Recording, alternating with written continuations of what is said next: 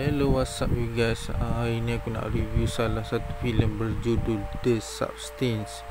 Filem arahan Cory Vergette tahun 2024 ni mengisahkan tentang Elizabeth Sparkle, yang mana Elizabeth Sparkle ni merupakan salah seorang selebriti yang kira dia ni dah menang dah menang award apa semua.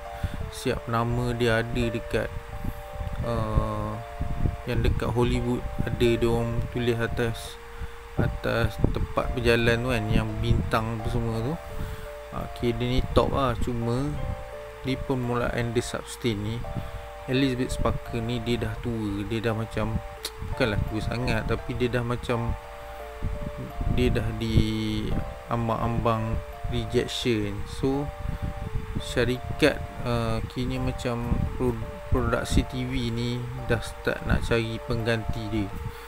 So dalam dia sedang di fasa nak kena buang tu, dia terlibat dengan kemalangan masa dia on the way balik. Sebab dia hilang fokus masa dia ternampak diorang koyakkan gambar dia dekat iklan kat tepi jalan tu. So bila dekat dengan doktor, asisten doktor tu macam kesian dekat dia. So asisten doktor tu telah selipkan nombor telefon untuk dia dapatkan The Substance ni lah. Tu yang korang tengok dalam gambar tu, yang botol kali hijau tu. So mula-mula dia macam tak yakin juga, tapi sebabkan dah tak ada pilihan lain, dia pun nak kembali cantik apa semua. Dan mula-mula dia macam tak tahu, sebab dia orang bagi arahan tu macam simple sangat tau. Alah, dia ambil risiko untuk pergi juga dapatkan The Substance ni. Dan daripada situlah bermulanya perjalanan Elizabeth Sparkle ni untuk menduplicate. Makna kata, kalau kau tengok yang ada seorang lagi tu, itu dia juga. Tapi dia yang versi baru, duplicate yang barulah. Cuma kenapa jadi dua? Sebab syarat dia macam dia kena saling bergantung antara satu sama lain lah.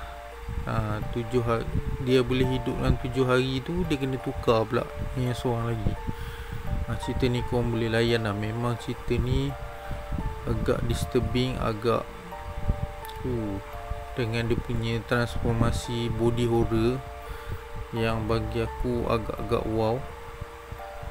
Mengingatkan aku pada cerita, kalau korang pernah tengok cerita Slither kot, Slither yang pasal ulat alien tu, yang dia infect manusia tu. Cuma The Substance ni agak-agak boleh tahan jugalah dia punya side effect dia tu. So cerita dia memang aku pun tak expect di penghujung cerita tu akan jadi macam tu. Aku tak nak spoilkan kat korang. Korang boleh layan lah, try tengok kat Netflix ke apa. Cuma cerita ni tak sesuai lah untuk tontonan budak-budak. So daripada 10 aku bagi rating 8 lah untuk cerita ni, cerita The Substance ni. Okay, selamat menonton. Kita jumpa lagi.